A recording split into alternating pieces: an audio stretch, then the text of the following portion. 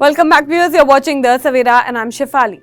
According to a new United Nations-backed report, 1 in 5 people in the Gaza Strip is now facing starvation as the entire population edges closer to famine conditions. This warning comes nearly 3 months into a blockade imposed by Israel that has seriously restricted the flow of humanitarian aid into the territory. The report, issued by the Integrated Food Security Phase Classification, stated that the humanitarian situation has sharply worsened since Israel renewed its offensive on Gaza in March. The population, it said, is struggling to access essential resources such as food, clean water, and medicine. The IPC classified the entire enclave as being in a state of acute food insecurity and at high risk of famine, the most extreme form of food crisis. According to the report, basic survival items have either been exhausted or are expected to run out within weeks. Remaining supplies, including food, are being sold at prices far beyond the reach for most residents. The blockade, which began on March 2, was part of Israel's attempt to exert pressure on Hamas to release hostages. In the process, it cut off the delivery of food, medical supplies, and other essential aid to more than 2 million Palestinians living in Gaza. While Israel has defended the move as a strategic necessity, numerous international organizations have criticized that it is a violation of international law, which some accusing Israel of using starvation as a weapon of war. The IPC report warned that there is a high likelihood of famine occurring between now and the end of September if the current situation persists. The report emphasized that only an immediate and sustained ceasefire combined with the resumption of large-scale humanitarian aid could prevent a full-scale famine. Under the IPC's 5-phase classification system, a famine is officially declared only when specific criteria are met. Like 20% of households must experience extreme food shortages, at least 30% of children must be acutely malnutrition, and at least 2 of every 10,000 people must die each day from starvation or related complications. According to IPC, the first of these thresholds have already been met. The report projected that nearly 469,500 people, around 22% of Gaza's population, would likely experience catastrophic food insecurity between May and September. Now, despite this, Israel officials, include a spokesperson for Prime Minister Benjamin Netanyahu, have disputed the report's conclusion.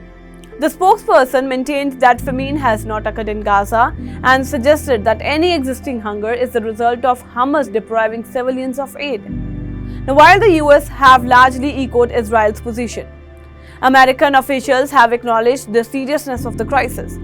US Ambassador to Israel, Mike Huckabee, stated that there would be no efforts to address the issue if there was no crisis, effectively admitted that a humanitarian emergency does exist in Gaza.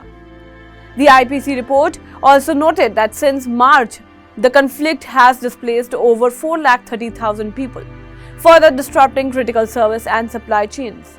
All 25 bar bakeries operated by the World Food Programme reportedly shut down in early April due to the lack of supplies. Most of 177 hot meal kitchens are also run out of food. Prices have surged dramatically, with flour cost rising by as much as 3,000% since February. A single 55-pound sack of wheat flour is now priced between $235 to $520. The UN spokesperson stated during a Monday press briefing that only 260,000 meals were prepared and delivered across Gaza a day, a 70% decrease from the previous week. UN agencies, he added, have exhausted their food reserves, with bakeries and community kitchens shutting down daily. Now, child and pregnant women are said to be especially vulnerable. The report forecasted nearly 71,000 cases of acute malnutrition among children under 5 between April 2025 and March 2026. In addition, almost 17,000 pregnant and breastfeeding women are expected to require urgent nutritional treatment. Gazan families have reportedly resorted to desperate measures to survive. Some are eating grass, animal feed, and even scavenged food from garbage. Polluted water is often their only option for drinking. Mothers struggling with starvation are reportedly unable to produce milk for their infants. One mother also told that she had been forced to use discarded flour from trash bin to make bread for her children, who vomit after eating it, but had no alternative. A doctor working in Gaza City said women are sacrificing their own health to care for their children, often choosing not to eat so their child can eat what little food is available. He also reported performing cesarean surgeries on women whose internal tissues have severely deteriorated, likely due to prolonged malnutrition and poor quality diets. Now, despite the urgency, thousands of trucks filled with aid reportedly remain stranded at Gaza's borders. The WFP has stated that it is ready to deliver enough aid to feed Gaza's entire